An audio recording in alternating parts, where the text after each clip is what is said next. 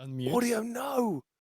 Audio now live. Audio now live. Well, thank you, everyone. Do you know what? It makes a little bit sense because they can probably guess what you were saying anyway. We were late with the audio, and we're late to say welcome to 2026. But as I was saying, we are here with a weekly, hopefully, podcast going to be coming out here on the Saturdays where we're talking about all things for nations and UK League of Legends. I am Middlecott. Joining me for this inaugural episode, possibly one of the saltiest summoners I've ever seen, BrackishBrit, a guy whose last name is only one letter, NickV, and the worst person in the world, Rob Lowe.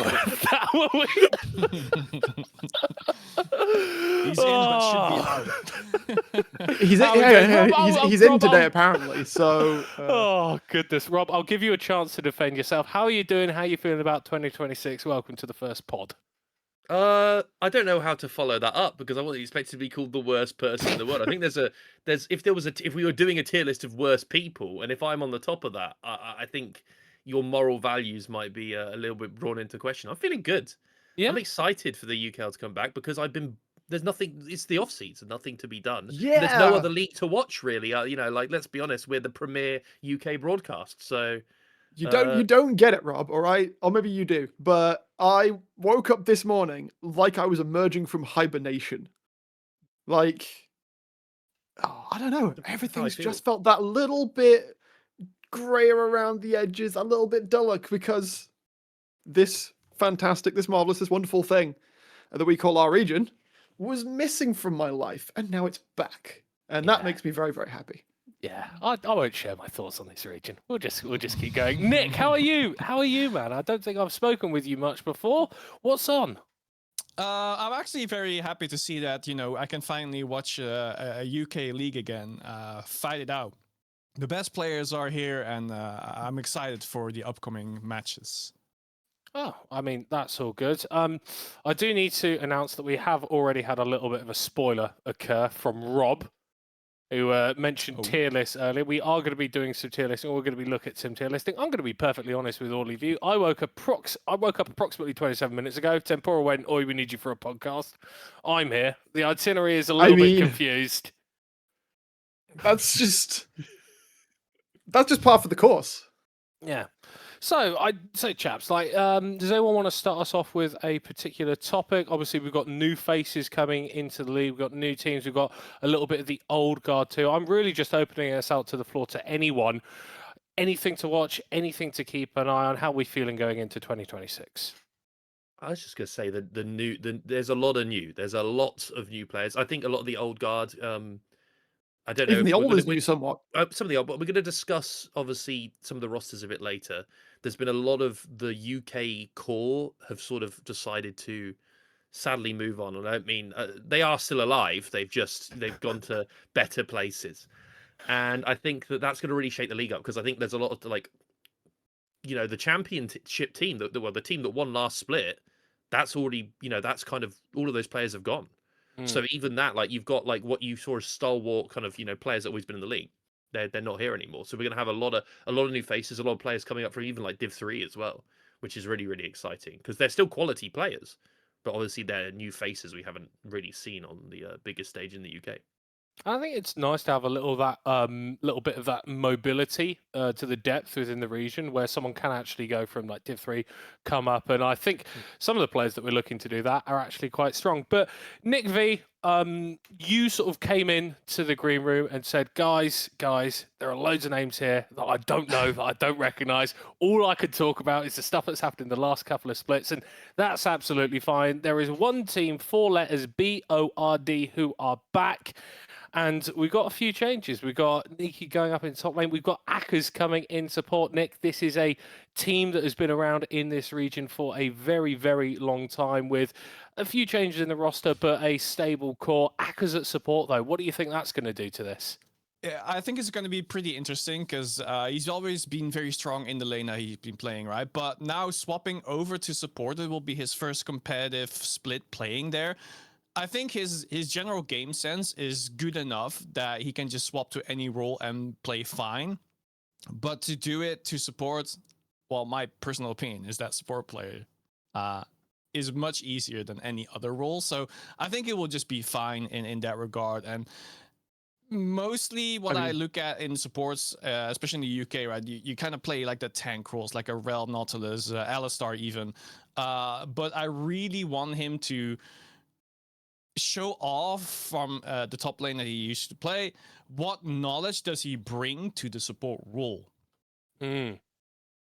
The important thing actually for supports as a whole, I think, in the league is that we have seen them just pretty much solely play engaged tanks for the longest time. I actually really want to see this split. I'm looking out for supports that want to break that mold a bit, because enchanters are actually pretty good at the moment, especially with the busted new combo. Echoes of like, if you want to play a more damagey support, you can go the Echoes of Helya along with the Diadem of Songs, and you're doing a bunch of damage, a bunch of healing, and yes, maybe you have to leave it to your jungle and top lane to pick up the slack of tankiness a little bit, but that's not that big of a price to pay.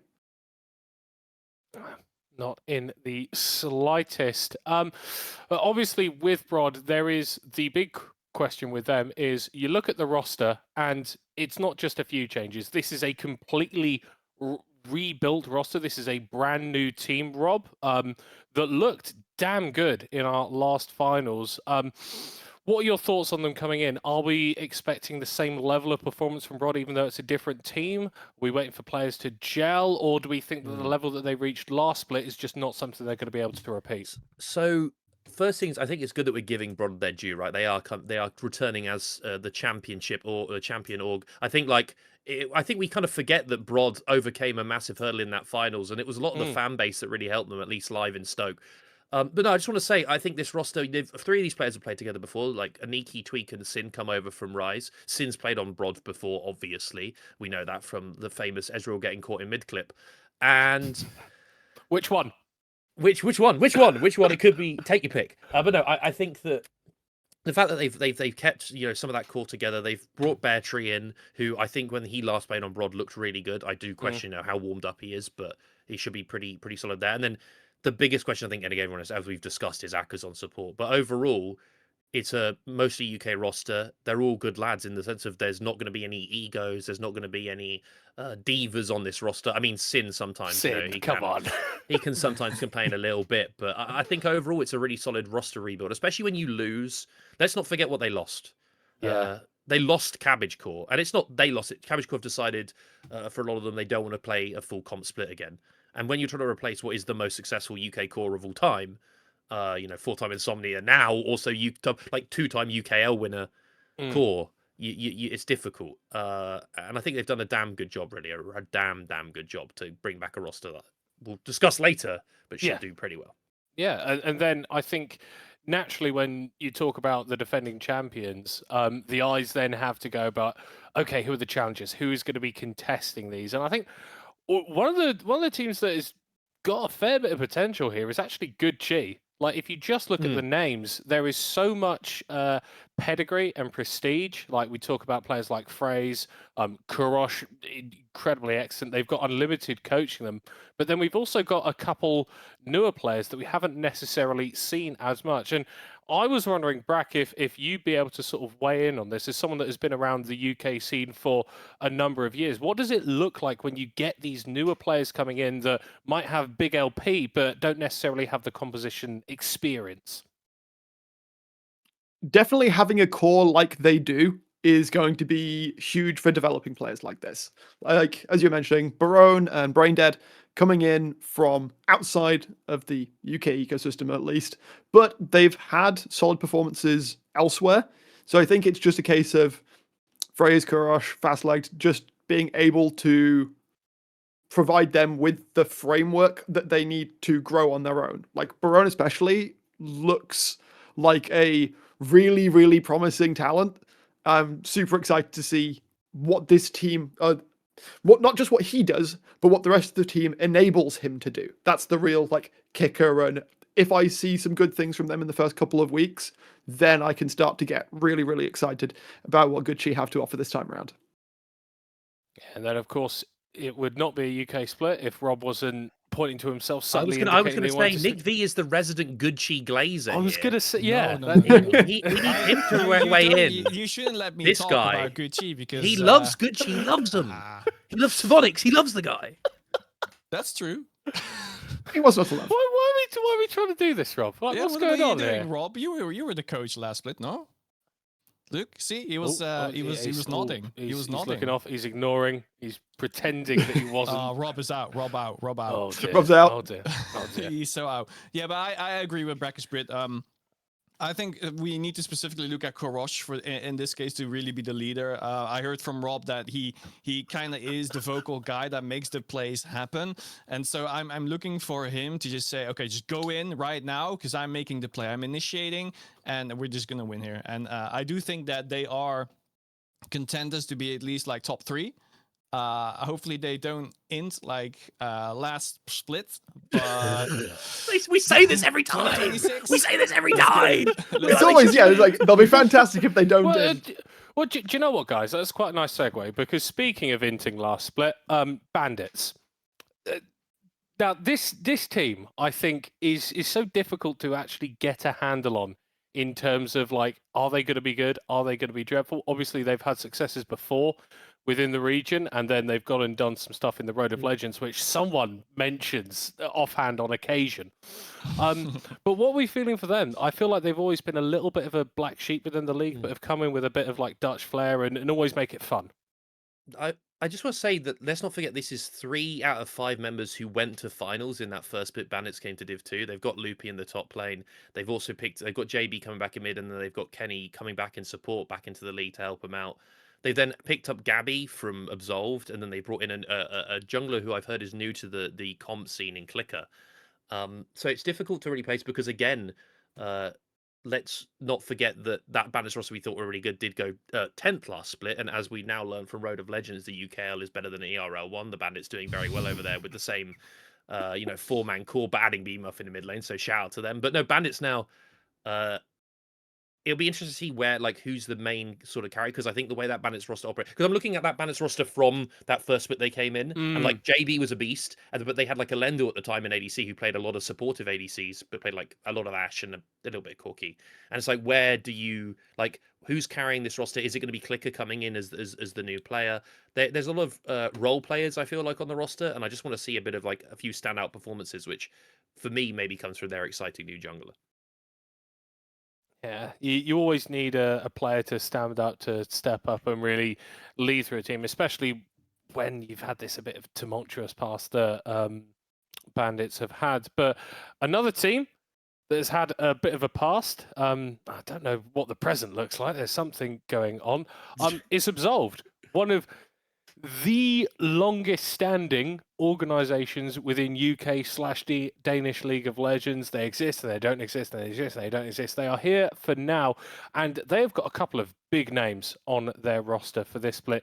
In the mid lane, Emil, who has been consistently one of the top performers around this level, and then Rhythm at ADC, very, very similar. Often feels like the gatekeeper to being considered a good ADC within this region, just below, and let's be honest, now at the NLC.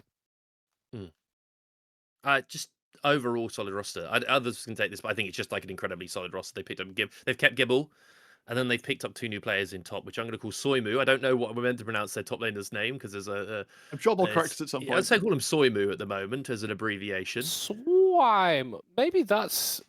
I see. Right. No, actually, hold on. We're talking about teams here, and I think that what we really need to discuss is the pronunciation of player names. Because I think that is... T-Time's saying we got it right, so we got it right. Yeah, we got Soimu correct. Hell yeah. Okay. First time for everything. Shout out correct on the T-Time. That guy's really old, you know? There you go. We got the roster up. We've done it. Thank you, production. Look at that. Thank you, Temporal production. There you go. So, yeah, we've got the Absolve team there. And if you want to follow them on any of their socials, you are more than free to do so. I'm not going to prevent you from doing that because that's not the sort of person that I am. But, yeah. You can't just anyway me. Why don't you just anyway me, Brack? That's not nice. Come on. That's not nice at all. But no, genuinely, I like the look of this Absolve team. I think not just because of like the quality of the players on it, but also because it's got a bit more to it. It's got a little bit of history. Like we know Tea Time Spuds, they've both been coaching a while. Absolutely lovely gents. Love talking to those guys. The high levels of people like Emil and Rhythm, and then a few unknowns. A lot of players on that team that we don't really have a bit of a handle on. I think that always produces some of the most exciting games because you've got something that you can relate to, and then some weird stuff is going on that you've got no clue.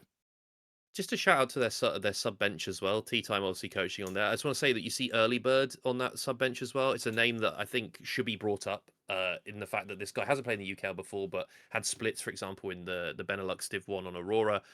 He's just someone that, you know, I wanted to see in the UK scene. In fact, he's a sub, a bit frustrating, but there's a chance that guy brings up a lot, or like comes up with a lot of goods if they need to sub him in. So, but overall, the roster's really solid. I think it's a pretty solid damn roll. It's hard to say that the roster with Emil and Rhythm is bad. Oh, we have pronunciation check. How do we pronounce the support's name? I'm calling him Gibble. I'm calling him Gibble. I think it's Gibble. I think it's Gibble. I think it's Gibble. I think this is one of those things where the English language could be quite confounding at points. So if you actually pronounce each syllable, that is Gibble. So like when the K is silent in night. Yes. Exactly. Yeah, I can see Gibble there. Yeah. Yeah, no, that makes sense. You're welcome, Sovnix. Absolved doing the Man City. Don't know what that means. He's saying the sub bench. I think the sub bench is good. I want to point out here, we said it before, the sub bench is very good. It's just the biggest question is, you don't use that subs that many times unless you are planning to. And the question is the main roster, like how's that going to go down? I think overall it should be solid. It should be good. Positive thoughts for Absolved. I can't remember what the next team that we've got in the document is. So if production will be able to move us along, and then maybe we can talk about them in a bit more. Production is talking to me, and it's very strange. It's Adamant. He's just standing in the liver. Adamant? What? Adam and the ants standing in the liver. Oh, Never mind. I'm too unk for this. I'm way too old for this. Apparently, I don't think we got Bulldog. I'll say let's move to Bulldog. Let's look at Bulldog. Let's move to Bulldog. Oh, look at Whoa! Well, that was almost clean. Almost. It can't go. Okay, apparently we're just not going all the way. Oh, he's. Come on, you can do it. You know, Right, we need to calm down here, lads. So there's a couple of names that I recognize. Hey, look, yeah, Faulty, go for it. still chilling in the mid lane. Magpie hung around as well. I think he took a split out, but Pivolge was around for a little bit, then kind of stepped out and now has come back. He went to he went to Portuguese League One. We should make that out right now. This guy is he got picked up by a Portuguese League One team, so he did like kind of. It wasn't just he decided to opt out. He went to pastures greater. And now he's back at Bulldog Academy. But now he's back, and yeah, this guy, he looked really damn good when we saw him last. So excited to see where that comes from. We've got Wormsoil and Yazstrom, who are somewhat more, unknown factors. But I think that they're coming in from what research I was able to do and or steal from Rob. They both look decently solid in their own roles. We want to see them kind of grow into their own, as with all the new additions. Yeah, I think an important thing that we need to consider for a Bulldog Academy team as well is how is Jolly going to be making each of these players' names into an obnoxious chant that he's going to spam in the Twitch chat continuously. Absolutely. I've not asked you guys to prep anything, but like if anything just like comes to the top of your head now or at any point, feel free to just like stop it and go like, hey guys, I know we talked about this 45 minutes ago, but I've got a chant for Bulldogs Academy's AD carry. Okay, so I wouldn't deprive Jolly of his one true love. Make his one true is usefulness. That's what he is. But Bulldog Academy, I think it's fair to say that never been the most successful organisation within the UKEL. But they're always here for a good time. They've snuck into playoffs. I remember this. I remember doing one of these shows and I called that Bulldogs would sneak in and like sixth, and they did it. So I'm just saying they have a chance as an org to actually make things happen. They have been in relegations before. They snuck in back in last year, if I remember. But the big thing here for me is about Faulty in mid lane. We've seen what he can do in the league, and I think there's always been questions on him. You know, he's a good lad, but like, is he matching up to the rest of the league? And like, I think that's always a concern when you're like, if your mid lane is struggling. Pivotal though is a really good jungler. Like, I don't think we can't really talk about this guy enough. In that he came in, played a few games, looked phenomenal, and then went off to Bart's New. But he's just a really solid jungler. And then Yazstrom has history in comp. You know, like he seems to be high elo. He is on Leaguepedia. He's on Leaguepedia. So possibilities. I don't know. Because Nick, you said you missed some names. You know Faulty. You know Magpie's Kakashi. These are two names you should recognise. Faulty in particular.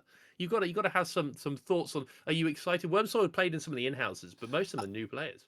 I mean, he's a very strong mid laner, of course. He can just dominate a game on his own. I was also looking at the subs, like Harry Carey. I also recognize that name. I'm like, wait, why is he in the sub? But then, if he really is that good, the Pivotal, then we might be seeing Bulldog Academy actually take some names this time. Gotta remember, Harry Carey also played top for some of last year as well, right? Because he had some beastly Cho'Gath games, if I recall correctly. James Milner of the UKEL. For pure culture, yeah. I like that's that. I like that. That is a Savonics that's a Savonics comment if ever I've seen one. Yeah. Do it right. No politics in chat, please. Okay. Oh goodness. Right. Anyway, I feel like we've talked about Bulldog Academy enough because it seems like we're in the process of radicalizing Twitch chat, and we don't need to do that. Who would we like to speak about next? That is a question. Let's go in alphabetical. We didn't, but let's do an Ari. Let's go back to alphabetical. And magically, production will reveal the team that we're looking at, and we might need to scroll down a little bit. Yeah. Okay. Oh. Yeah. Oh. Yippee! Yeah. Come on. No. Yes. Is it this difficult to scroll in a Google Doc? Oh, getting edged. It might have a problem with the rows. That's what I'm gonna say. We need to add more rows. So Inari Esports, obviously, their coach is French. Okay, they promoted. They promoted. They promoted from Div 2. They looked really dominant in Div 2. They've been around for a long time in Div 2. They've kept a lot of the players that they've had for a long time in Div 2, and I'm going to say Div 2 about 10 more times. They did really well in the promotion tournament. They struggled maybe against against a Bandits roster that decided to turn up and not be 10th for once. And they decided to actually, no, that's a joke. I actually think they played really well Bandits in that promotion tournament. Besides the point, Inari were definitely the second best team in that promotion tournament, so they deserve to be here. You see Oku, Nat, No One, Nico, and Sakura. Oku, Nat, and Nico being kept from the previous rosters. There's always been a lot of hype's the wrong word, but a lot of people rate Oku and Nat in particular quite highly in the scene. So they've done their time in Div 2. They spent a long time in Div 2, so that's why they're sat there as native UK players now, despite having a Danish and a Swedish flag next to them. They got the tenure. They've got the tenure, and and the fact that they've stuck around for that long on the same org to make sure they get there is really impressive. They could have gone to again past just news. So I'm excited. I'm a bit questioning. Like, they had Maraka in the promotion tournament. They got rid of him and bring in Sakura in support. I personally think Sakura could be a surprise to a lot of the support pool, because they have they can play the engages, but I do know they have like a Nico in there as well, like a Poppy. There's a few other like enchanters. So maybe they bring up with something new. Yes, Poppy and people rate this roster quite highly, but I do know there's a lot of people that think this roster could do quite well. They still have to show it in Div 1 though. In my opinion, I think there's still like a different ballgame that could match Oku and Nat, because they could be matched in Div 2 basically. Well, yeah, and I think, Brack, like you're alluding to, when you move up into Div 1, there's always that question of like, how quickly is this team going to adapt? How quickly are they actually going to be able to get on the same page? But do you know what? They've done their stint in Div 2. It's nice to see them moving up. Rob, you seem like you seem like this is a team that you think could actually do a lot better than most people think. We always have a history of Div 2 teams doing quite well. like coming up and getting True. playoffs. And I think that we should also say that we're going to get some of the teams later that were in Div 2 because of the fact that we've had a 5IQ, for example, are not here anymore. They've decided to disband. So we've had a few other teams come up, but Inari were definitively the best team in Div 2, at least for the last split. So I think that, and some of the players rate them. I think if you've got players like, I know Loopy did a tier list with some of the Bandits and Gucci people and rated like Oku and Nat quite highly. I think if you've got some of the players in the scene showing that kind of respect already, I think you've got to at least put as talent, as we call ourselves, whatever that means, as people on the broadcast, you've got to like put some respect on the names when the players are also showing it as well.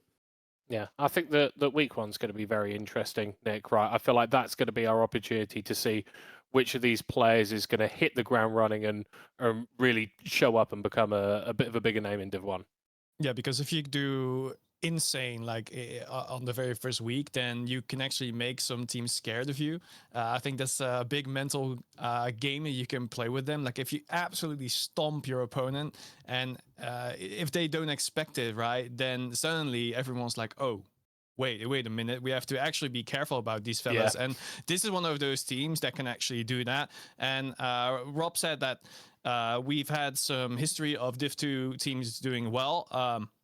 That was definitely not the case last split, where Paragon was not that great. So I hope that is not going to be a repeat story of last split, but then that this split, this team will actually take a bunch of names. I want them to do well.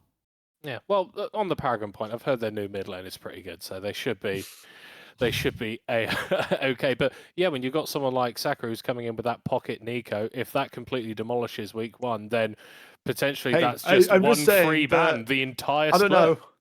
I'm not entirely convinced by the counting ability of some players in our region, so Nico might be the secret. Well, bro, the minion changes as well. The 2 melee minions on waves. I don't feel like anyone has yeah. developed the muscle memory for that yet. So there's a lot of potential for silliness in scenarios, and Nico is probably the best champion for that. I just want to say, shout out to Teddy in chat. I just want to notice that Sadkid with a UK flag is not LTR. So we stripped a guy of his citizenship here at the UKEL. Wait, what? That's all right. He's UK, It's but It's he's just a not. box that wasn't. we have the power. Everyone here, we have the power here at the UKEL to get rid of your UK citizenship. So you better be nice to us because you'll be kicked out. That's all I'm saying. Born here or not, get out of here, sad kid. We've got rid of this guy. No, I just Can we not do that? Can we Yeah. not? yeah. It's interesting. Terrifying precedent. But no, they are going to do well. They should do well. I think They should do well. we can move on Right. to the next. We can scroll across. Let's do it. Scroll Let's- across. Should move we all go? Let's get Should we natives. all? The sound effect. Switch. I'm expecting that to be faster. I was going for Star Trek doors. Yes, welcome to Ireland. The beautiful Green Isle Natives Academy loves, obviously, this organisation to rep Ireland, Irish heritage, Irish players. Some names on here recognisable, some not. Rob, I'm going to have to come to you again because your brain is an encyclopedia and like 60% of the stuff that you say is right. So, initial impressions on these guys. 2 out of 3 ain't bad, I guess. It's close enough, yeah. This is a difficult one because we saw them in the promotion tournament with a different mid jungle, right? They had Shy and Point in jungle and mid respectively, and Point played ridiculously well and still couldn't make it. And Natives has always kind of been there, like they were always around. I think they failed against Bulldog back in the day as well to promote. So Natives Academy's always tried. And I have a series. I want to say now, again, we're going to get to these players: Dolmany, Spee, Wiglor, Oob, and Oct. They played pretty well in Div 2, but it's a big step up here for them in Div 1. And I think for them to lose at least Point, and I would also say Shy, but Point in particular, makes it quite hard to say that like Wiglor and Spee have actually big boots to fill for them to be the carries on this team. Because in my opinion, watching them, it was the mid jungle that was like doing a lot of the carry work, and like Oob would be on like an Ashe, for example, like maybe like a Corki a little bit, and like kind of sat behind and just doing a bit of damage here and there and putting out, you know, a few utility spells. And they need to show up. They need to show up early on in the split because it is double round robin. Well, it's the format we've got is, you know, 2 best of ones in the evening for each team, and I don't think you can be dropping some of the games like early on. And weirdly enough, if they want to make playoffs, I believe they're going to have to take new wins off of a few teams that I think, at least on paper, look stronger than they do. Yeah, well, at least you got Sammy Jungles leading them out to make sure that they're all ready and prep for what they want to do. Yeah, and also, as people have said, like, let's ignore the AD carry's name being "I make her moo," which I think is You do what? that is. I don't know. We need a name change there. I was going to say I don't know how I feel about it, but I know how I feel about it. I just don't know what to call that feeling. It's a mix of unease and uncertainty, mixed with a couple of other things that I don't really want to talk about.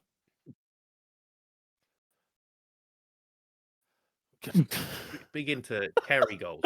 See, I don't know if people can hear our production on live, but like he just As I keeps say, they definitely can't hear Tom. saying like stuff about he represents the Irish butter industry. It's like, what's that? We've got Dairy Association sponsoring League of Legends players in UKEL Div 1 now. Hey, if I have to use a certain type of butter to get some money for the league, I don't mind. Actually, yeah, butter sponsor when, guys. Butter sponsor, yeah. We need to get a butter Natives. sponsor. Natives, get us in touch. You've got, obviously we're suggesting your AD carry has connections to the dairy industry. We need connections. Kerry Gold, that'd be good. The Kerry Gold like Baron power play or the Kerry Gold difference. I think Sek is like workshopping some stuff in chat. Genuinely, that's I'm down cooking with a this. little bit. Yeah. I think Kerry Gold has Kerry. Kerry we're talking to the production at the moment. He's asking us direct questions that we have to answer on stream. On street. I can't read the question out, Temporal. You're speaking to me. That's not how it works. You're producing. If you want to speak, put your mic on and go, "Hello, audience. We're having a conversation here about butter and potentially Johnny Rotten, the leader of the Sex Johnny Pistols. Rotten, and infiltrating like trade associations for various industries. Anyway, do we have any other thoughts on it? Because I watched them in Div 2 and I thought they were all right and pretty good and like definitely up there, like top 3, most like around that kind of vibe of like they could do it, and they never made it over the line, and now they've got to fight with the big boys. Yeah, that they do. I think. Yeah, you think? Move on. Pretty much. I was just saying that. Yeah, they looked decent in Div 2, but we need I think a week or two to settle into to see how they settle in to the big boy league, as it were. Yeah, but the thing is, with the format, playing both of your best of ones on one day, it's if you're playing against the teams that should theoretically be your competition early on, and they knock you around a little bit before you're all on the same page, and they have to play against the big boys later on, it can get really rough. I really like the format that we're doing this year because you need to hit the ground running. You need to be good immediately. Otherwise, the sheer luck of the draw could completely screw you over.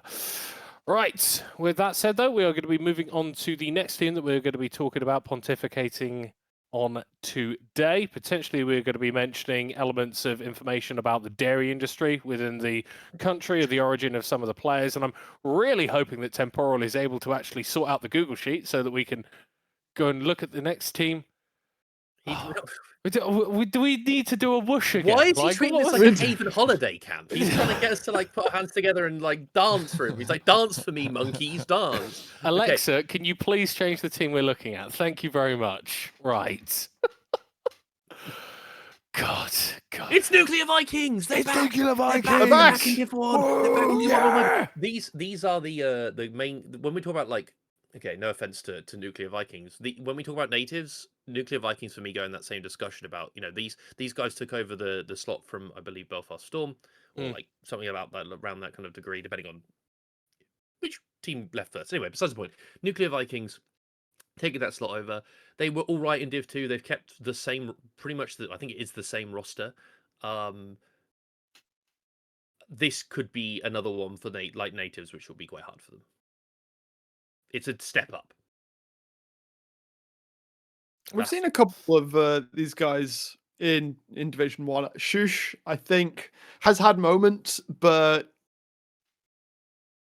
in the current system at least, the top lane pool is quite stacked. So see where he slots in among those names. Hype to see Josh Kang back. Yeah. The last time we saw them, when they were playing in Div 1, they had obviously a slightly different lineup. I will say Shush in the promotion relegation tournament when like Inquick were coming up into the league, Shush was solo killing Kerberos, so he has high highs. And I think that with like Elling now in mid lane, I think they had was it Kiana before? Who I can't remember who the mid laner was for Nuck when they got relegated, but I think you now have like a slightly, they've had enough time in Div 2 to maybe gel. Again, they've not changed the roster, so this is not like the native situation where I have a concern about them replacing good players and how good is Wiggle or Spee. I think in this situation, you know what these players can bring forward. They've all played together for a long time. That could work in their favour. It's usually so, in fact. It usually does, yeah. Yeah, High Key also has been around coaching for a very, very long time. He was coaching on Nuclear Vikings way before I think he was there since the UKEL came back, and if not before that. So, well, he was before that, he was there. So he's been in on the team for a long time, knows how he wants things to run. There's, as you said, a couple names we've seen before. Scooby is back. Love that guy. Love Scooby. That guy. You know, that guy's pretty good, as he likes to say. He likes to say about himself. He likes to say, by the way. well, I think the thing is, you've got to have that self-confidence. If you say that you're good, then other people are going to start believing it. And You can believe in yourself. And look at the sub bench as well. Buddhist Brian is there as well on the sub bench. Buddhist Brian. Brody's just like, is Brody just like a little pants regen? Like that is a little pants name. I'm fairly sure. But I think the big question, obviously with this Nuclear Vikings roster, is like we know what Scooby does. But in terms of like the rest of the gang, like who's Daphne, who's Velma, who's Shaggy, okay, I can't even remember his name. Fred. It's not Ken, is it? Fred? Yeah. Fred. Fred. Okay. But how are those sort of roles sticking out? Is there anyone that seems to be like a big leader that is taking on the sort of Fred role? Okay, thank you for bringing. I was about to say, are we about Yeah. to compare members of a League of Legends team to Scooby The Dooby mystery Incorporated. I'm Yeah. really glad you Who could is continue that Scrappy sentence, Rob. I was so confused. I was sat there like, can we make these comparisons? Like, who's the nerdy one in Velma? Like, how are we going about this? I mean, leader. I'm sure it's Josh Kang, right? Josh Kang's got to be Fred. We'll put. They call him Haggly Baggly. The guys, Haggly. the nuclear. They call him That's Haggly giving Baggly. Shaggly. That's shit. Yeah, that's Shaggly, Shaggy. Haggly Baggly. He's Shaggy, and then we've already got Scooby, and then we need Velma and Daphne. Ellen can be Daphne, and Shush can be Velma. That's what purely we're calling based it. off of vibes. So we've got Velma, Fred, Daphne. Wait. Who of the two is getting kidnapped a lot then? Ooh, That's a good yeah. point. Elling is 100% Daphne. Elling is definitely Kang 100%. is confirmed. Elling is Daphne. So based. Yep. It's just giving that vibe, you know. It's just Elling is Daphne. Okay. Well, Josh Kang, I'm hoping that this Nailed is it. going to be incorporated into the team's like pre-match social media posts. Okay, like we've decided that you are like you are mystery incorporated for this split. Yep. Okay. Because Good we don't know stuff. where you're going to place. No. Okay. Just don't spread out and look for clues every game. You'll get picked a lot. I like the idea of like they come to LAN and like they're all dressed in like the full cosplay, and then we get the other team to dress up as like werewolves or something, and like we could have like a whole little mini episode of Scooby Doo play out. You need like 7 doors. Yeah. We could get them running across. Yeah. Yes. And also, Rory's right in chats. Brody is Scrappy Doo. Scrappy then. Yep. Yeah. He interacted with Ollie. He is Scrappy Doo. Or Scooby Dum. To be fair, like that's. Or he could be Rowan Atkinson in that one movie that was also Scrappy Doo. Oh, but that was Scrappy Doo also Scrappy. Doo. I Scooby heard, Doo right. movie. That was a What, fun movie. bro? That calm movie came down. out like 20 odd years ago. I know. Do you know what Spoilers the for crazy stuff thing like about that just is does not apply. right? Like the guy who made that, I can't remember the guy who made that, but apparently, like he hated Scrappy Doo so much that he just made him the villain, the worst character in those films, so that they would never make any Scooby Doo with Scrappy Doo again, and they haven't.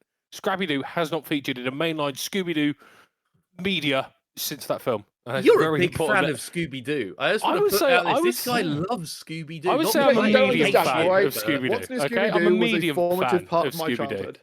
It's very good. It's That very good. movie also had them switching bodies as well, if I Yes. remember Yes, correctly. it Yeah, did. no, that was amazing. They might It need. was They James might... Gunn. James That's Gunn. James What? Gunn. James Gunn plays for Nuclear Vikings. What? This is ridiculous. Maybe they could use. This is weird. This is weird. Okay, so James Oh. Gunn didn't direct the It was Scooby-Doo a movie, okay. screenplay, but he still That's wrote still the story. He hilarious, was in though. charge of making Scrappy do evil. I feel like we may have potentially gone off track a little bit. So yeah, the Mystery Vikings. The Mystery Vikings with their again, nuclear-powered mystery machine that we're all comfortable with. Don't know what they're going to do. However, we know that if they make finals, they're all going to turn up in Scooby-Doo cosplay. Yes. Better. And so Now I know who to root that's for.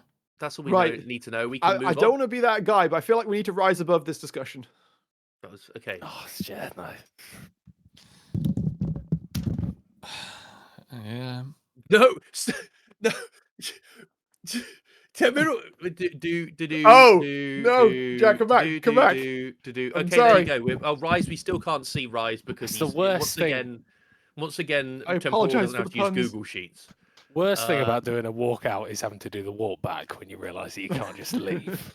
That wouldn't have been nice. So, Rise Gaming, different looks. We've got Jamsu in the bot lane, and his AD carry got sick of him and has told him to go away, essentially, I believe is what happened here.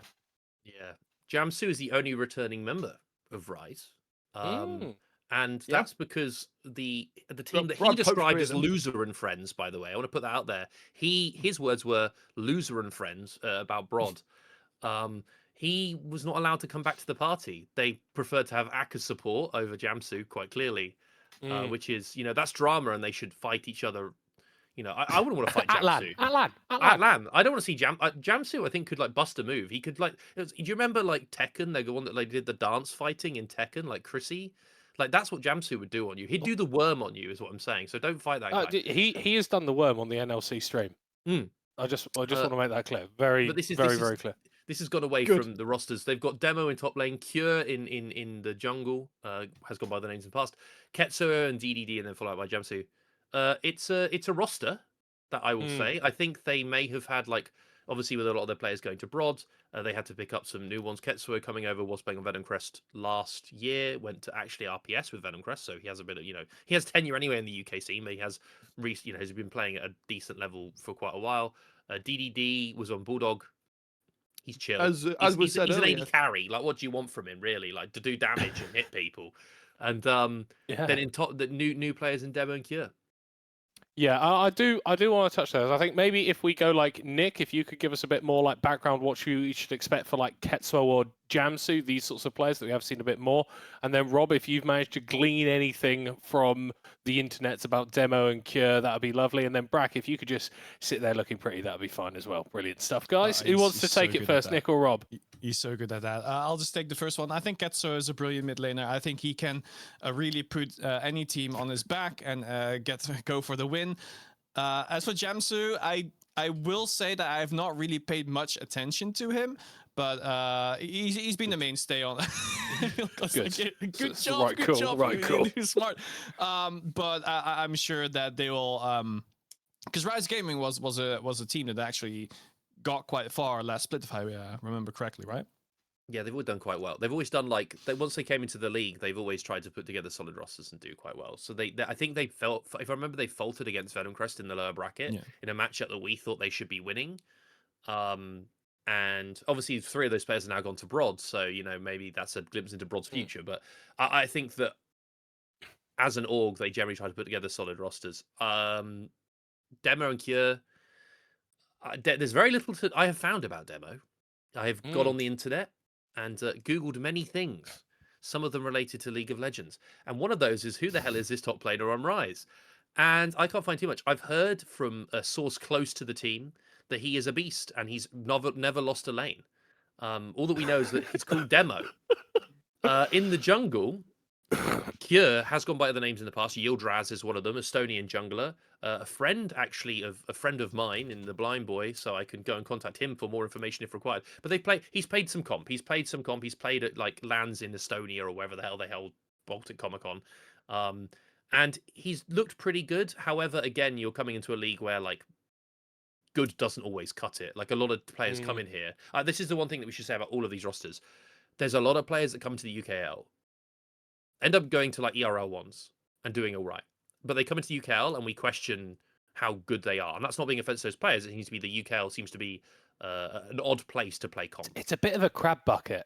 Well, look at Bandits. Look at literally the Bandits roster. They're going over there. People consider them to be maybe top 2, top 3 roster in Benelux right now, and they were 10th here last split. And then you go and look at like a player like Wicked, who came in for Belfast Storm in the past. He went off to go play in the Arabian League in Div 1. Qualsey, last split for Gucci, has gone off to go to play on East Scuba, which is a very storied org. Yeah. So I think that when you get these players in, we can look at what their past achievements were and where they came from. But it's, they literally have to do it on a rainy night in Stoke, well, at least last year. And so can they do that consistently against the UK's best? And I'm waiting to see and holding with bated breath on players like Kieran Demo. It is a big question to see how they are getting along. So, Brack, I gave you a little bit of a break there. What I was hoping is that you'd use that sort of independent time to come up with some chants for the Bulldog Academy players, like we mentioned a little bit earlier on in the show. Seeing as we've got Jolly in the chat now, is there anything that you'd like to sing for us, potentially? No. You can say no. You can say no. No, nobody here wants me to sing on stream. I can promise you that. That's brilliant. Well, sorry, Jolly. I tried. Are we going to need to do another sound effect production? So we're going to need to do a sound effect. Can we? Right. So he's saying that he wants us to do wind whistling. I've got a rebellious spirit. Can anyone suggest a better sound effect for Verdant? Trees don't make sounds. So Trees don't make sounds unless they fall in a forest and No, someone's there. And someone is there. But Someone's got to be there. So what about the sound of a tree that falls in a forest? Sound and no of one's a around? tree falling in a forest and no one's there. Yes, okay, right. Everybody on 3. Sound of a tree falling on a forest when no one's there. 1, 2, 3. It's broken. Oh my God.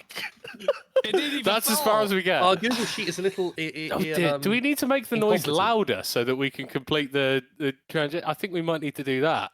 A loud silence. Right, so in 3, 2, 1. Ooh, whoa.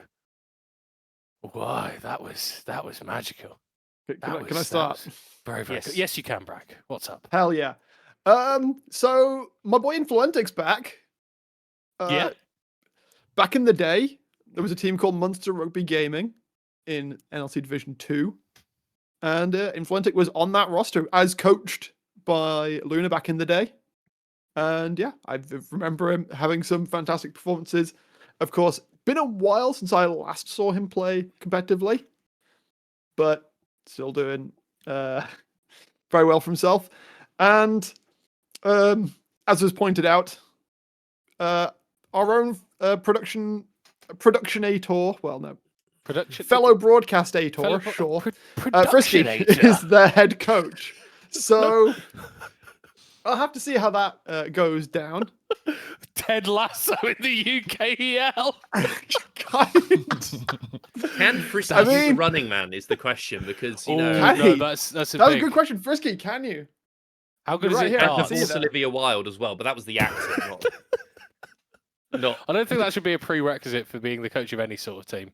I don't think you that dated needs to Olivia happen. Wilde. Yeah, exactly. Production auteur is your preferred title. Right. Well, That's close enough. I'm not calling anyone that ever. Yeah. Anyway, Sorry, that's just not how it works. Verdant Anyway, Academy. yes. Sign up sprinters back in the league. Woo! Ude, lock it in. Give that to me. Or more to the point, lock it out. It's going to be banned every game. I mean, it has to be, right? Like, that's the champion that this guy's defined himself on recently within the UK. I got 3 words for you: Dusk and Dawn. Dusk and Dawn. I think this is a controversial. If you watched him when he was last in the league, he was good at Casante, and then you let Udir through, and he lost every game. Every game he played on Udir, by the way. So they were first picking Casante every game for this guy. Just thought that should be brought up now. This guy, for some reason, we acted like he can play other champions. I do question about. Thank you for moving me up, production. I was feeling a little Moving flaccid. that down, please. But you can get me off the screen. So I do have questions on the roster. Podex is a great example of that. Unless he's hiding something. Yeah, thank you. Get me gone. Rob out. I've decided to become one with the background. Podex, unless he's hiding an account, naughty, he's a Taric support player in jungle. So unless someone wants to come back and Is Taric jungle working this season? A decent Yi player, like is that can't be coming back. That he does play Viego mid. So maybe they're playing Viego Taric. Well, but the thing is, he needs to play Viego well for the strat to work, Rob. So I think we'll leave that one a little bit little bit for now. So he's a Taric player in jungle. Cool, that's excellent. And then in bot lane, Smolcon, they've risen up quite quickly in rank, at least on ladder. And so the question is now, are they going to be able to do it in comp? There's a lot of questions for me on this roster. Synapse and Influentic coming back. How serious are they taking it? Actually, what does their jungler play? Because you're not playing Taric jungle in comp, most likely. And Cobby and Smolcon in bot lane are both people who don't have, to my knowledge, as much experience playing comp. So like you've got a lot of question marks on the new players, and you've got question marks on the old players. And there's an American in charge. And as we all know in UK sports, once you put an American in charge, like Todd Bowley, the club goes under pretty damn quickly and does not hit the high heights. Bob Bradley at Swansea City, that didn't go well either. Yeah, exactly. It's rough. But, I mean, Verdant, a very prestigious organisation, I think, within the UK scene. And whenever you see a Verdant team, you expect it to do well, because generally they do. So we've got a few unknowns here. We've got a few knowns that maybe we're not as hyped on, but I think that, Nick, still the potential, maybe even just from the sheer aura of the organisation for this team to do very well. I think if you move countries just to become the head coach, I think you are going to take it pretty seriously, and you have all the confidence in this roster to actually just take the 4 nations. Yeah. Absolutely. But the last time we had a US coach in the UK was Jesse March at Leeds, and we all saw how that went. So let's just, hold on. Are you forgetting Wolverine's stint as assistant coach to my Insomnia win, Rob? Wait, what? Was it a legitimate win? Right, don't be like that. Don't be like that. It's all I've got. It's all I've got. A win's a win. Let him have this one, Rob. Like you use your PayPal to make sure certain PCs didn't turn up for certain players on certain teams. A win's a win. That's all I'm going to say. All I'm saying is get mudded. Anyway. Oh, God. Have we got any more teams to talk about? No, but we can no more teams. So in that case, I think we need to move on to the next section of this, which is us talking in this. What is this thing on my camera? Why is there a boat? I don't know what that is. You got a friend? That's on your camera. That's you. It's just a little. It's like he's tickling my nose. Oh, he's giving me a boop. I actually don't want to tickle your nose, Rob. Okay, what we could do is very quickly. We're going to do a tier list. So there you go. There you go. Yeah. We have everyone there. As you can see, Broad are the smallest logo for various reasons. We can have a look, and obviously we've seen some of the rosters. We've secretly had a look at OPGGs. We can start with Absolved and then make a decision on where we're going to place teams in certain tiers, and we can rename the tiers if we. I think we need to rename the tiers. I think that is the key thing at the beginning of any tier list. So where we put in, I think you're going to make an Absolved tier, which would be crazy. No, I feel like the broad tradition is to call the A tier a absolute team. But I don't want to fall into that trap, I would do something along the lines of, we do finals, like final for like maybe champion or like like top 2, top 4, something like that. Yeah. No, we can't do a Kerry Gold Butter tier. Like yes, we can. This is the Kerry Gold Butter UKEL 4 Nations tier list right here, right now. Give me the mystery ink tier as well. So can we have Clover tier? Like, is that, and then B will be basic butter, No. And then we're there. Just basic butter. Yeah, you go. And then we can't make C tier Clover. Can't believe it's not butter. That's mystery.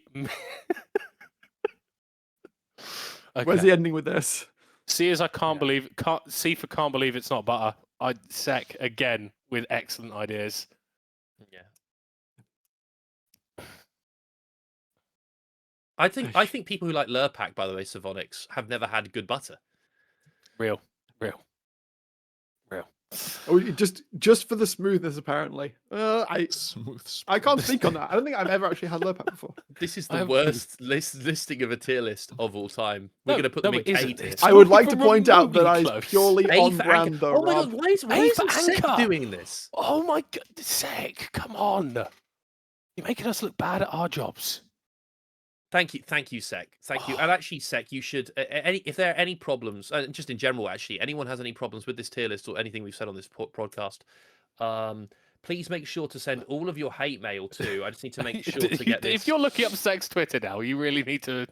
No, I was actually going to go for a different approach because it's all production's fault, and therefore, you need to go and send it to @TemporalCast. That is @TemporalCast on Twitter, and make sure to send all of your hate mail to that guy, and at him as well at the same time. Yeah, anyway, repeatedly, like on cooldown, like quit your League of Legends game. Is there cooldown? Him. Right. Yeah, so let's start it off with A for Absolved. Obviously, we spoke about these guys. We've got some really big hitters here in Emil and Rhythm, and I feel very confident in the coaching staff as well. So and Temporal's already placed it. I think they're a solid anchor spreadable. You know. Yeah, I think Absolved are an anchor spreadable. I agree. I don't think that I'm gonna but they're there as like a final. Like I think for me, you know, anchor spreadable is gonna represent people that like. I think could make finals, whereas Kerry Goldbutter is going to go for the full, like, you know, that's the full fat. I'm in finals, maybe. Yeah. And I think Absolved are one of those teams. I have questions about their top side. Soimu and UKEL. I don't know quite how good they are in a comp setting, looking at their accounts and looking at how they, you know, their history in comp. Jesus, Temporal, slow down, man. I was gonna come to Nick and like ask him a question. It's like, yeah, but what if we see those two players do well? Do we think that Absolved could move up a tier? And Nick could say something like what he's gonna say now. I was gonna say, I think because of the question mark that I have for the top and the jungle, I would actually for now say Basic Butter.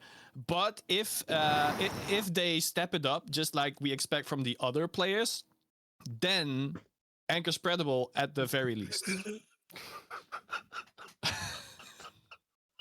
Are you being over?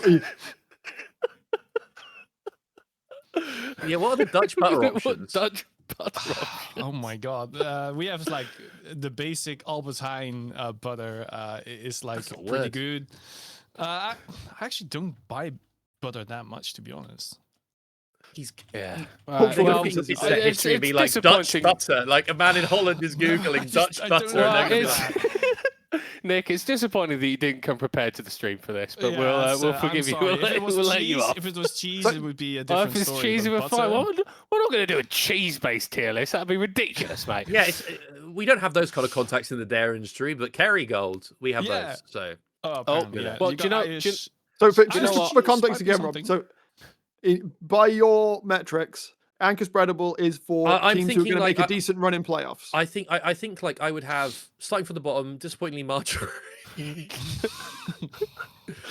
are like relegation teams, I think, or teams we suspect in relegations, or like close to it, or like I would say confirmed relegation, or like what we think are going to be there. Can't believe it's not Butter. I think. No. Oh, there you go. That's good. Thank you. That's good. And I think can't believe it's not Butter. A kind of B and C kind of mold together in terms of they're going to be in playoffs probably, but you know they could be in relegations. There's a few things there for those. B is probably the sort of your 4th to 6th maybe, and then I would say like at least A has got to be making run to final. Like definitely could make a run to final. Could get there if it's And I think. The top tier has to be for a team or teams that we think should be in finals, or like a very close to like 90%, 95 percentile. Like if you're not making finals, this is a huge disappointment for you. It's something's gone drastically wrong. With that being said, in the top then, because I really want to see them in cosplay.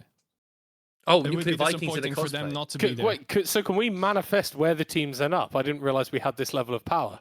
I thought we were just predicting. I don't think we. That's why we've hired you, Middlecott, to be the script writer for this split. Yeah. But you wanted someone that had a lot of experience in the dairy industry. I can tell that. So that's good. I think we should move on. It's getting a little bit silly. The Bandits. UK. The Bandits UK, obviously. I don't think we can put them in Kerry Gold, but I feel like we've been burnt by this team a couple of times, and. Yeah, we got some pieces coming back in, but Basic Butter feels like the highest I could place them, honestly.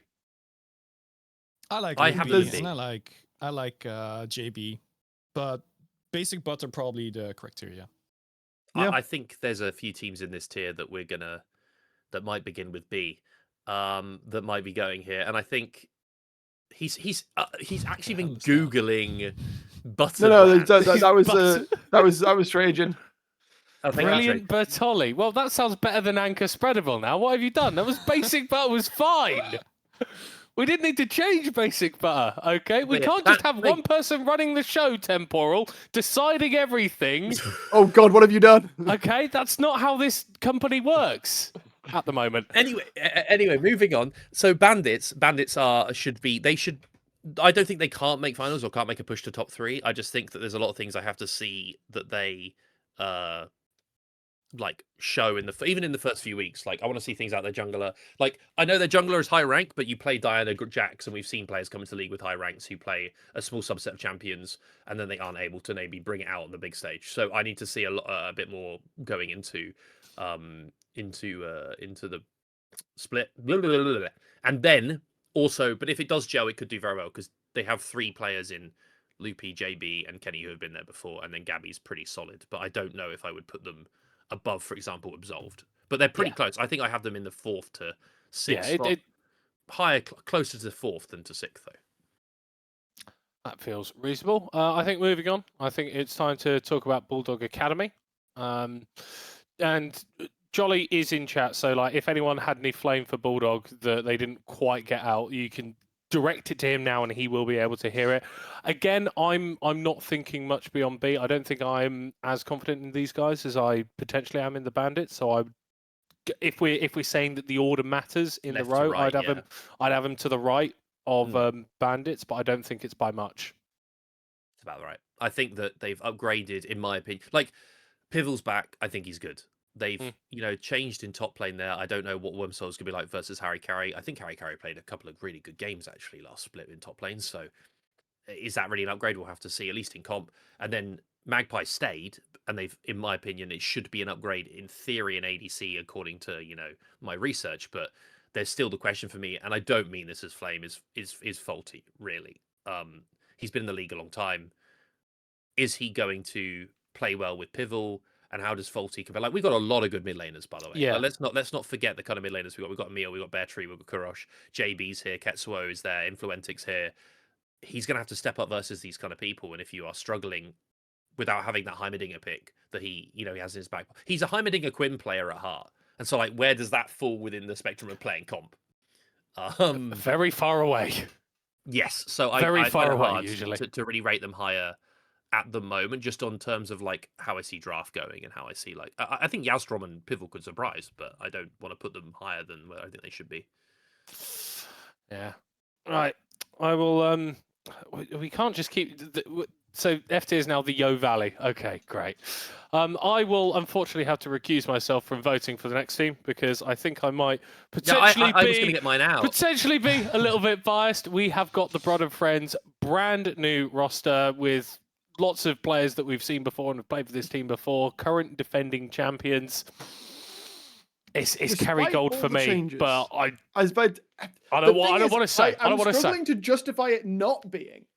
Despite the changes, they've got a core of Four Nations veterans who are all very solid players in their own right. The only way I see this going super wrong for them is if Akers somehow can't stick the move to support. But that doesn't seem like it's going to be an issue in my mind. It's no. There's a few things. Firstly, we know what the dynamics of all these players are most likely going to be together. 3 of them played together last split, and we know that they're all friends like with Akers and with Bear Tree, right? So the dynamic we know should be pretty healthy in terms of internally. And then Bear Tree, when he's at his best, is very good. And depends if he gets back to that level. I think we're putting them here because I think it would be. I think the expectation they have on themselves is to be in finals, and I think that they should be up there purely based on how well known we know them. We know what all these players can do. Yeah. Don't pick a Niki Yorick, please. That's the only thing. And I'm representing Jay Real here because Jay hates that guy on Yorick. He hates him with a passion on Yorick. So don't pick that. But I think you've got like enough here to where. Like, I trust Akers. Someone say a new meta comes through and it's 80 carries in support, right? There's a lot of players that can't always pick that up very quickly. When we saw this happening in comp, when ADCs had to go that role, there's only some players in the world that could do it. I'm not saying Akaz is carrier level, but I'm saying that Akaz is the kind of player that's going to be like, oh yeah, this new champion's really, I can just like swap to that now, because that's what he does. Like, he is willing to put that time in, I think. So overall, I think they can't be anything other than top tier, at least on their own expectations as well. Well, Yeah, I think that's always the thing with Rod. Sorry, Nick. No, no worries. I was gonna say I think this team should already get their Halloween costumes ready, because they're gonna face Mystery Inc. in the finals. That's what we're doing. We're going to have full cosplay. It's going to be amazing. It's going to be brilliant. You're going to get Sin in like a furry costume. I don't think that's Yeah, you can Going be to. a vampire or something. okay. What? Because he doesn't leave his house. Not my words. Ooh, that's cool. I like that we've expanded the camera to include a cat. That feels quite reasonable here for all the Brack. But moving on, everything's good. Everything is Gucci. I think if we're looking at the names, this is another team that we should have reasonably high expectations for. Although Brack, it's a cat. It's just so lovely. Although we do have a couple of those unknowns too, which might hamper how far up we can put them. I am the resident glazer. They're gonna win. Yep. Yep. Put No, in there. great. Excellent. I mean, yeah, we're starting from the heights. This team has the biggest range for me. Yeah. And what the reason I say that is purely based on, I think there's a lot of characters on this roster. We know what Frage, Kurosh, fast-legged, a lot of characters. But if they all work towards work in the same direction, and let's not forget here, they have Unlimited as coach. They just have ex-Copenhagen Wolves Unlimited as a coach. I think that there's a huge range here on terms of, like, if you were to give me a roster, and this is nothing that could risk like a struggle bus kind of period, I think it could be Gucci. For me, I have them a second. That's my personal opinion, and that might be slightly biased as well. But I think that them and Absolved are. I think Broad is in finals, and Chi and Absolved are competing for that final slot there. So I kind of put Gucci just above Absolved, not quite Kerrygold. I think we are asking too many questions about this team to put them in Kerrygold tier, is what I'm feeling. It's a good roster on paper. It's a really good roster. And I mean, how many times have we said that on paper? It's a good roster. That's true. But however, we had on those rosters the vibes were good. But here we're wondering about, is there going to be issues internally? And this is again, it's just like expectation of the players we know. If there isn't, then they should do very well. Don't get that out of Beta. It's get definitely out of not Batoli. Leave it's that. not Leave Batoli. that. I'm putting it at just above Absolved. And I think that if they all click, it could do very, very, very well. We haven't even spoken about Braindead, their ADC, who was playing in the Norwegian division. And, I mean, he was on a Bitfix Gaming roster that had, like, Banderas and Camel and Horhor. And it's like, they kept him around. Like, they must have a reason for wanting this guy to stick around. He's played with Kurosh before. And then Barone is the biggest question mark, is like, he's coming from Div 3. He was, I can't remember the damn team's name. It wasn't TFG, it was the other one that was in the Div 3 finals. He should fit in. He's grinding like mad on solo queue. So, like, Fraser's a role player. He'll play the dog champs like Sedge and Maokai. Like, it's giving reasonably well built, as long as everyone stays mentally strong and they have Unlimited as coach. Can I make a proposition? Okay. The world can often seem like a scary place, like a place filled with negativity and with sadness. I'm proposing that we all have a little bit of optimism here. And we've got all these questions like Gucci, or what if things go wrong? No, everything's going to work out fine, guys. Gucci are all going to work. It's all going to be fantastic. I reckon that we make a group decision here to get behind them Kerrygold tier. Yep. They do this every year, bro. You can't. I agree. We It will be different this year. After how many This times? year. Yeah. Savonics, every split, we're like, this Gucci roster's like pretty well constructed, and like you can see the thoughts going through, like the threads, running through it. And then it's Savonics. I'm going to blame Savonics. Shout out to Savonics. Put them second. It must be put. I think it's Second. Next to Bros. Yeah. Savonics. I'm going to say Savonics. Go You're for the cursed. potential. Savonics is cursed. if he had got rid, if like say another suitor had come in to own that org, maybe it would have maybe it would have. It's possible that the curse would be lifted, but I'm still worried about rating Gucci high and then looking Well, like an idiot. and obviously, if we're talking about curses, Rob, that's when the nuclear Vikings would get involved and sort of come in and Oh, see forget- what's going on. No, we're not getting them involved yet. We're We're just not getting to doing them the yet. temporal. We'll go alphabetically. So it's Inari next. Or can nearly get my words out. Now, I think it's I don't like when he does this. He just moves it around and it's a little bit weird. I feel I'll like throw out there- expectations. I'll little throw out bit there a C. I've liked Oku and Nat. They've looked really solid.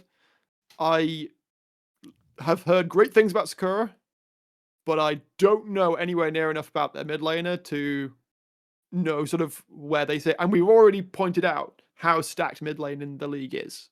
Like the point that we were that before now, Bulldog were our lowest tier team because Faulty might just get gapped. I need to,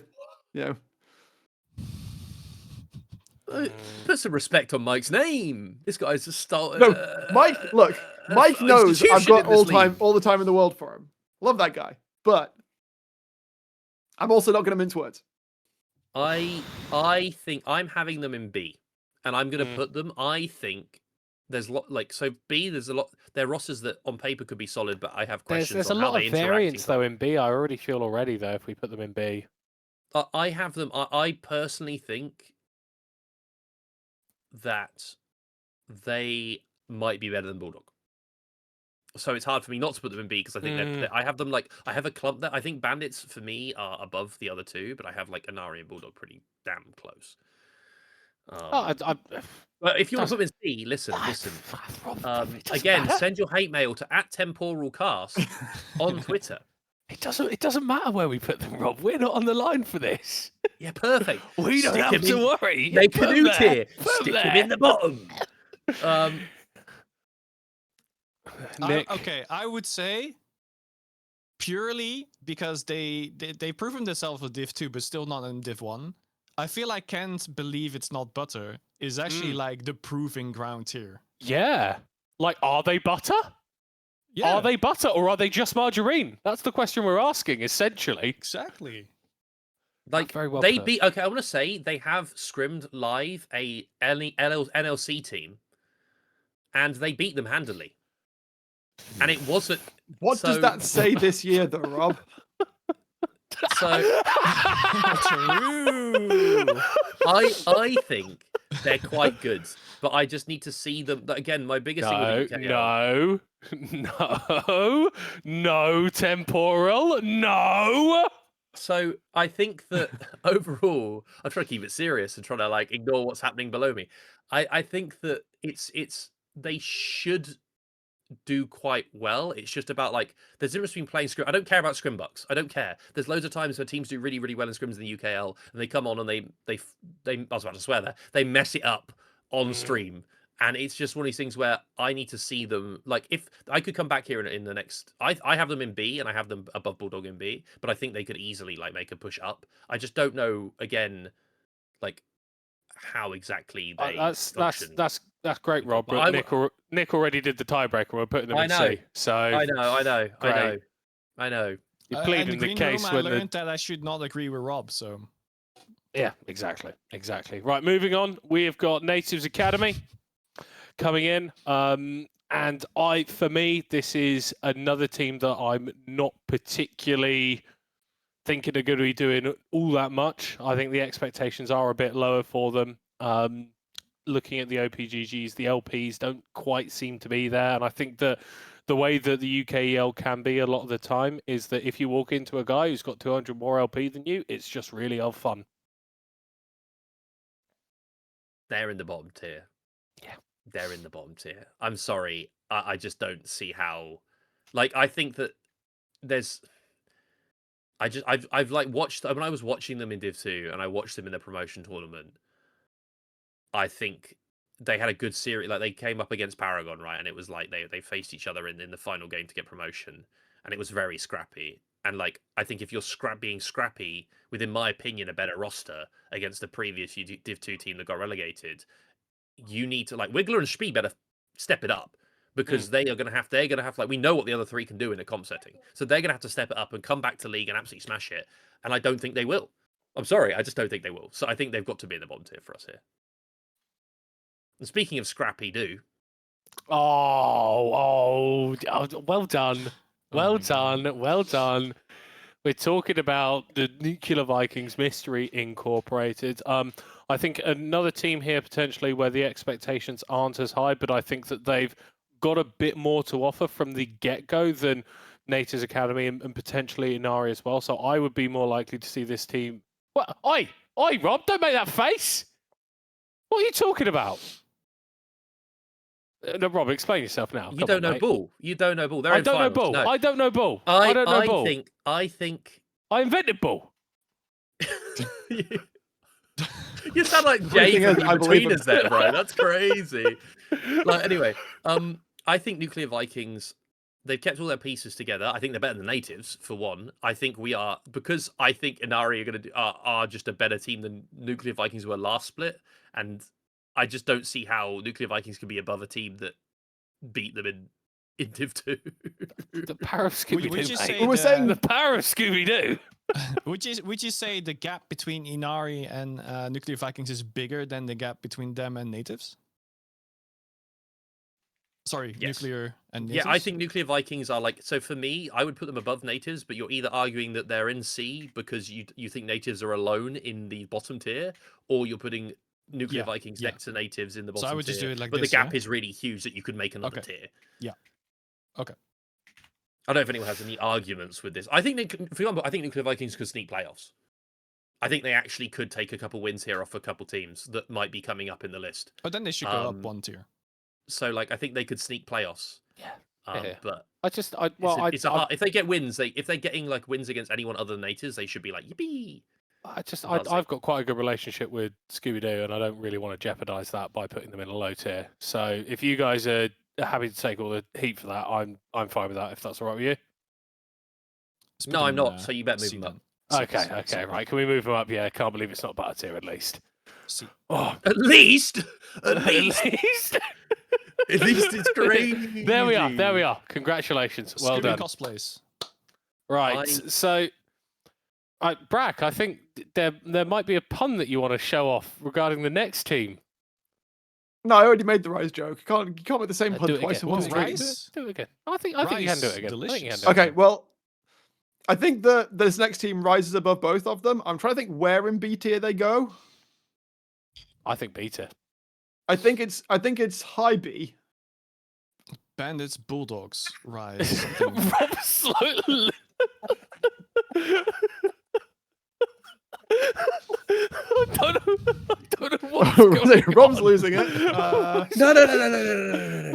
Because if you're going to put them, I'm telling you, Inari are a good team.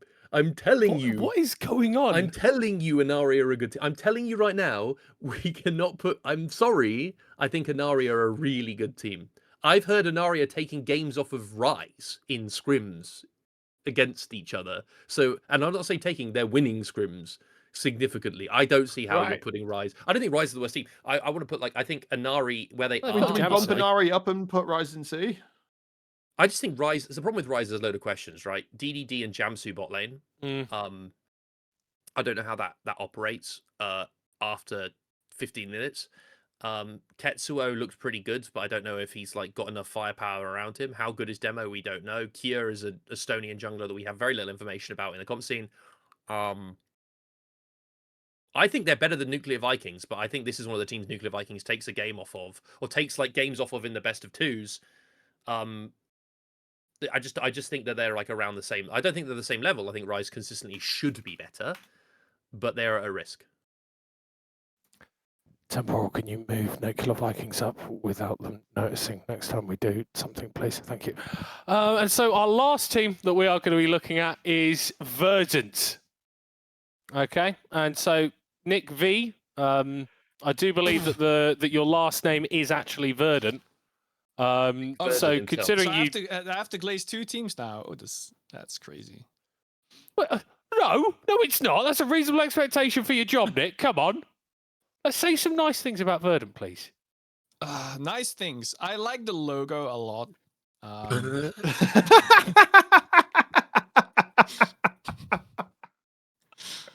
It's simple. It's clean.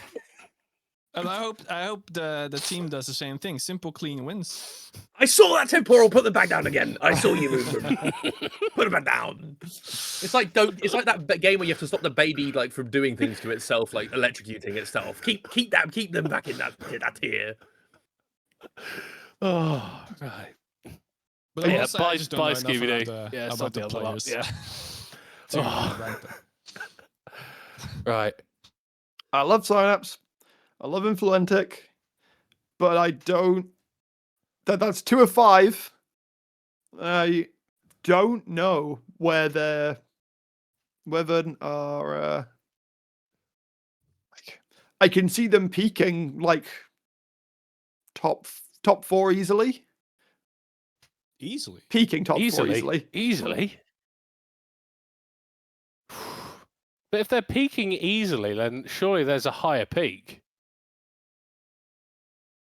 I've had some information. I've been leaked some information about Rise and Onari scrims, so we can discuss that in a minute. I'm currently I'm getting Morse Just code. getting the Morse code. They're telling me. So Right through the wire.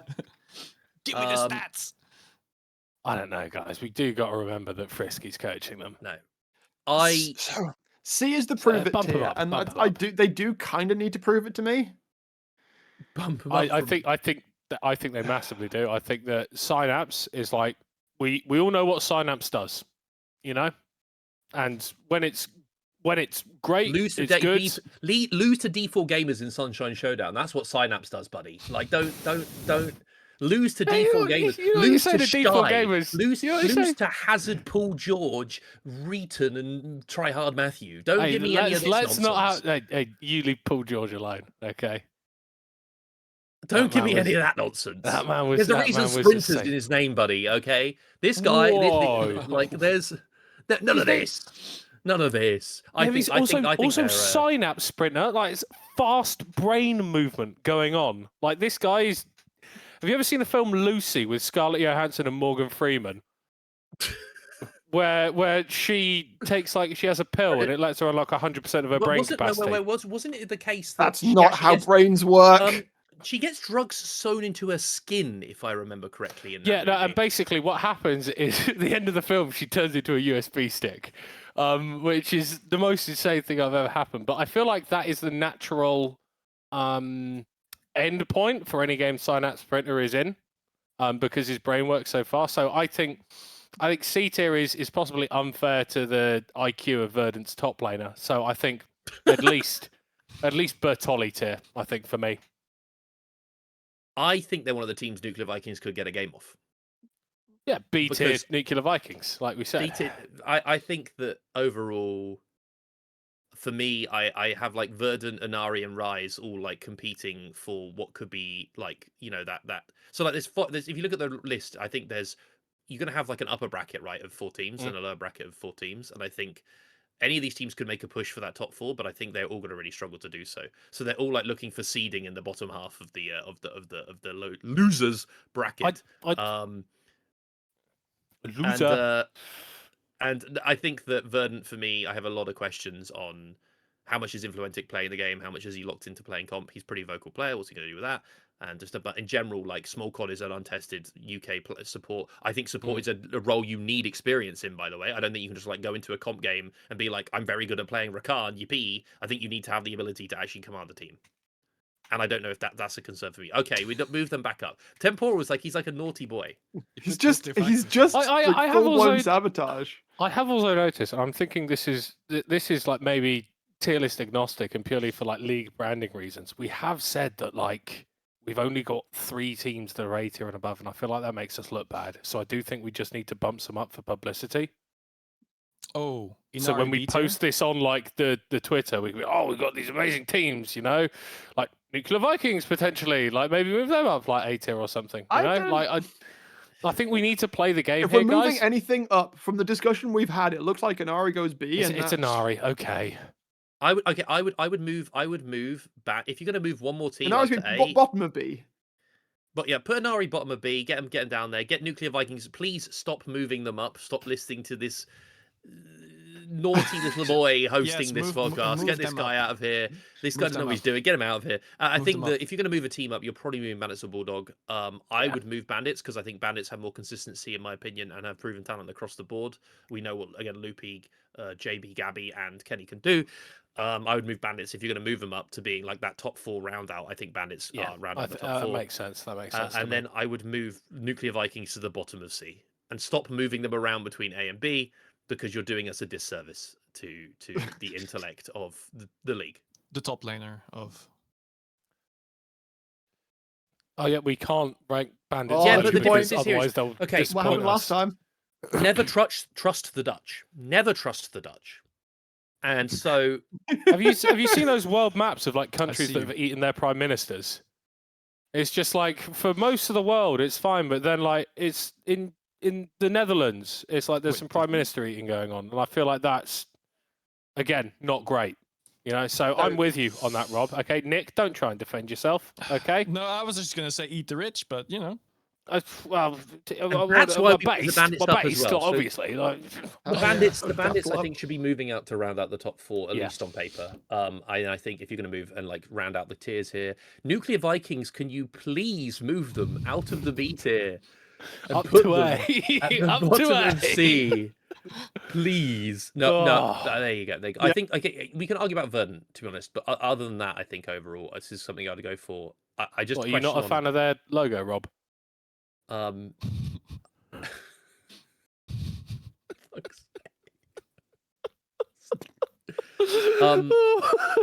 Again, I think we're I there, think don't Verdant. we? I think Verdant are the leads of the UKEL.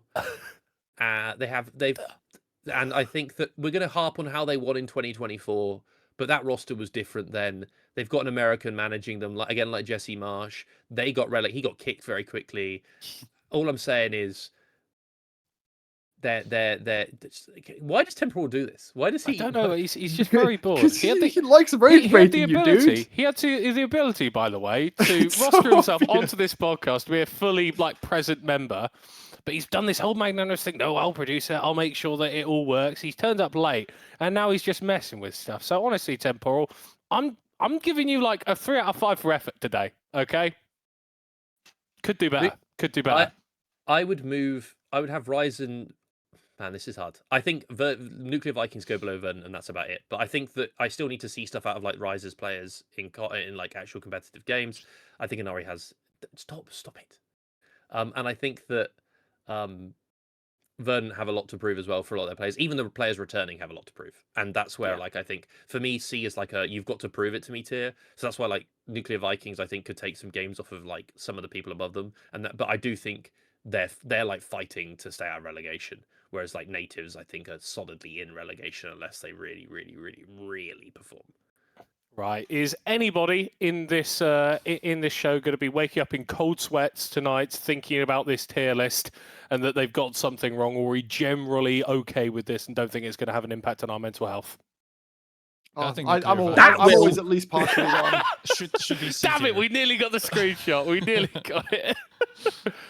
Right, Temporal, leave him alone. Stop being mean to him. Oh. Yes, like I'm it. feeling good. I'm feeling I good feel about that. this. I like it. I like it. This is the best butter-themed, non-butter tier list that I think's been done. So I think we can all give ourselves a good pat on the back. And I think there's a lot of stuff for people to prove. I think there's a lot of new players, and so this is quite a hard thing to do. I But think that's that's probably the- why the- we've rated the- Broad and Chi so highly. Yeah, it's like a lot of the old guard, funnily enough, have been bumped up a bit. And these lower tiers don't mean we don't think you can do well. It's just We don't know. We don't know yet. We don't expect you to. We just don't Get know. back to us in 2 weeks. Like, We don't honestly, expect you We to. bring don't, Rob it's not that we back don't think you in can. 2 It's weeks, just we don't right? think you're going to. and then we'll see. I don't think like the temporals cropped out the tier names. But yeah, overall, we should again. I wouldn't be too disappointed. You've got to remember, is it top 8 for playoffs like usual? So you're really you've got one thing to play, your regular split, and then there's another thing to come into playoffs. So I think if we do a little check back on this list halfway through the split, we might see how we feel. There's a few games happening at the beginning of the split, obviously that related to this tier list are going to be very interesting. But there's some at the end as well. One I would point out is I think on the last day is Natives versus Nuclear Vikings, which weirdly enough, a lot of people love They've the got a top whole of split it. to develop. They love it. People love a top of the table clash, but I actually would really like to, when you start getting around those relegation places, as in every win matters. I'm a big fan of watching that kind of stuff, and that's the end of the split where they're going to be running at full steam. So going all the way into the future, that could be a very interesting game, but we'll have to see going into this first week. Obviously, Nuclear Vikings not going to be fighting against relegation though. But good point, well made, Rob. Oh, gentlemen, I feel like it's the hero story, right? Yeah. They sneak playoffs, and then we find them. Then they rock up to wherever finals is in Cosmo. Yeah. And we get the full storyline. Rob's not looking. Quick screenshot now. I feel like we've accomplished a lot today.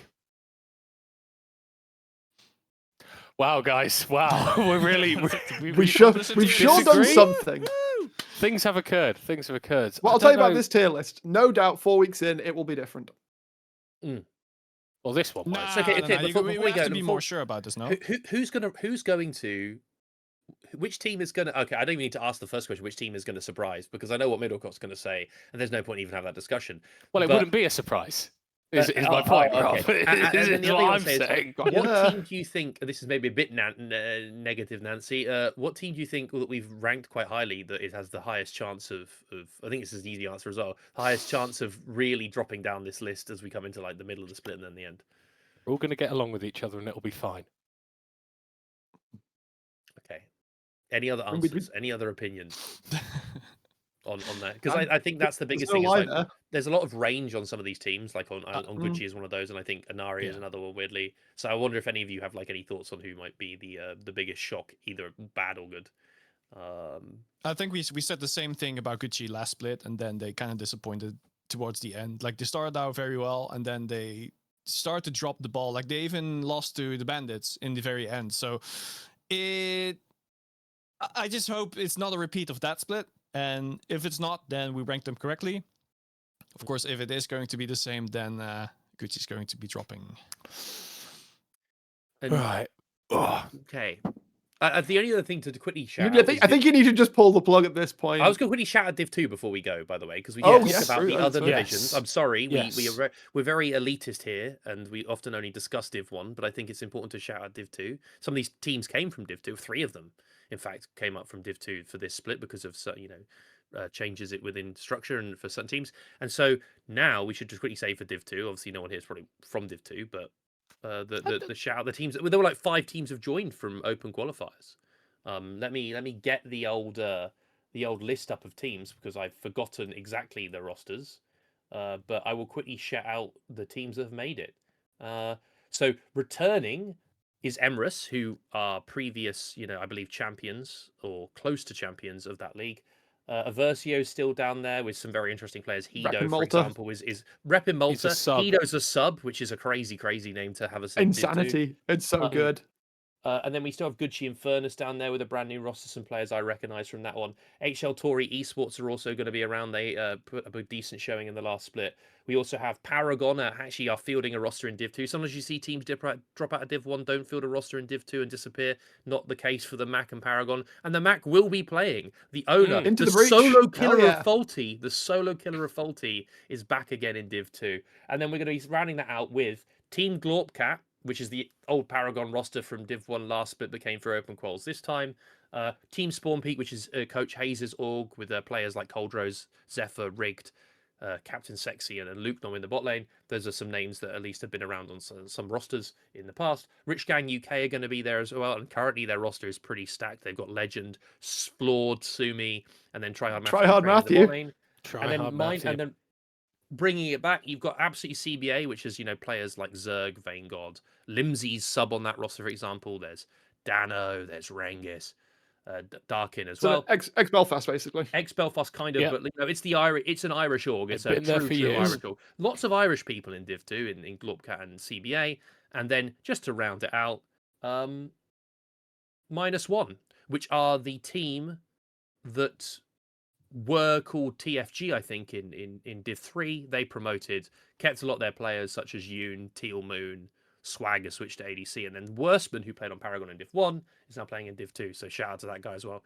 We need to we're not going to sit here and do a tier list for Div 2 because that would take far too long, and we don't really have the same And it'd experience. be less accurate than the one we've done for tier 1. Yeah, exactly. But just a shout out to everyone that's gone to play in Div 2 now, because we need to keep you guys up to date. Often we get Div 2 rosters come up that are really good, and we should be putting respect on the name.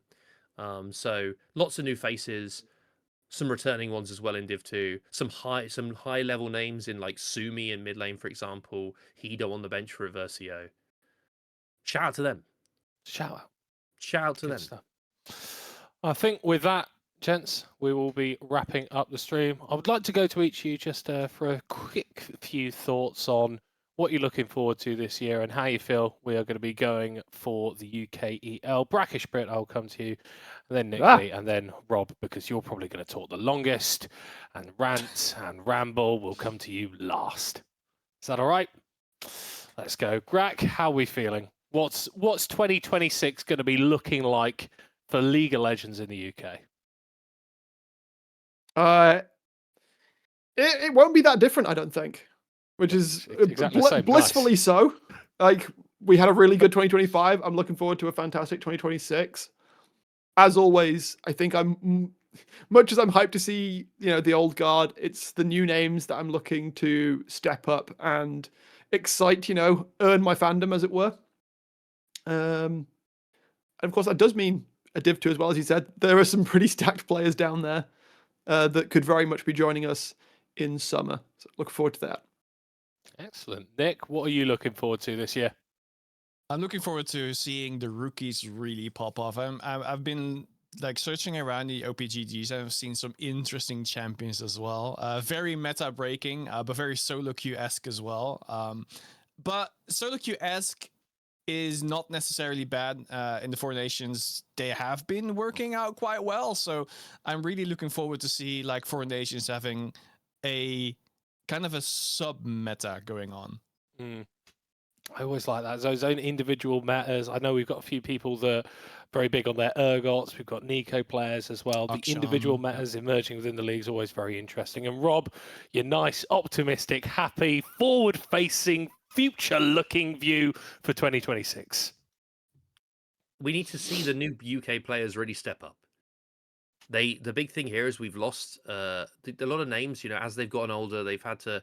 The arthritis sets in, and they've had to stop. Like Fuyu and Little Pants, they could no longer cut it because their bones ache every day, and they couldn't play in the league anymore. So we need players like Wormsoil, as an example. Barone is another example. As UK talent. Both of them top laners, I guess, but they need to step it up. We need to see quality, the pipeline in action, so to speak, to get those people in. And I just want to see, there's a lot of players, as you said, Nick, about them having solo queue, like Champles.